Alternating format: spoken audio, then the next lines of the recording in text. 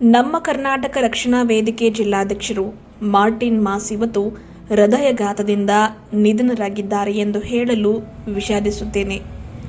ಅವರ ಈ ದಿಢೀರ್ ನಿಧನದ ಸುದ್ದಿ ಬಹುತೇಕರಲ್ಲಿ ಆಶ್ಚರ್ಯವೆನಿಸಿದರೂ ಇದು ಸತ್ಯ. ತಂದೆ, ತಾಯಿ, ಹೆಂಡತಿ ಹಾಗೂ 2 ವರ್ಷದ ಮಗಳು ಜೊತೆಗೆ ಅಣ್ಣ, ಅಕ್ಕ, ತಮ್ಮ ಹಾಗೂ ಕುಟುಂಬದವರನ್ನ ಮಾರ್ಟಿನ್ ಮಾಸ್ ಅಗಲಿದ್ದಾರೆ.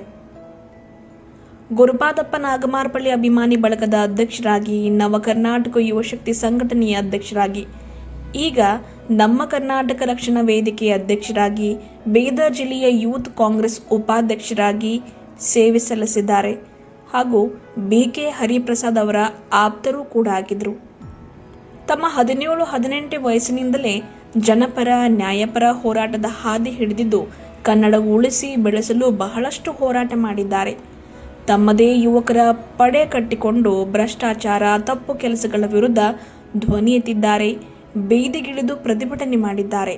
ಅಧಿಕಾರಿಗಳಿಂದ ತಪ್ಪಾಗಿದ್ದಲ್ಲಿ ಅದನ್ನು ಸರಿಪಡಿಸುವ ತಮ್ಮ ಅನೇಕ ಹೋರಾಟಗಳಿಂದ ಸರ್ಕಾರದ ಗಮನ ಸೆಳೆಯುವ ಪ್ರಯತ್ನ ಕೂಡ ಮಾಡಿದರು.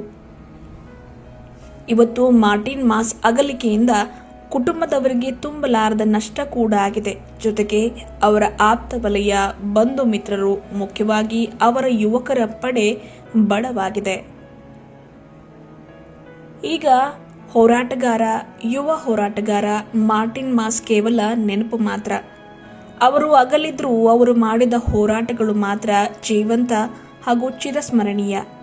ಅವರ ಅಂತ್ಯಕ್ರಿಯೆ ನಾಳೆ ಅಂದರೆ ದಿನಾಂಕ 29/1/2026 ಅವರ ಸ್ವಗ್ರಾಮದಲ್ಲಿ ಜರುಗಲಿದೆ ಎಂದು ಅವರ ಆಪ್ತ ವಲಯದ ಮೂಲಗಳಿಂದ ತಿಳಿದು ಬಂದಿದೆ.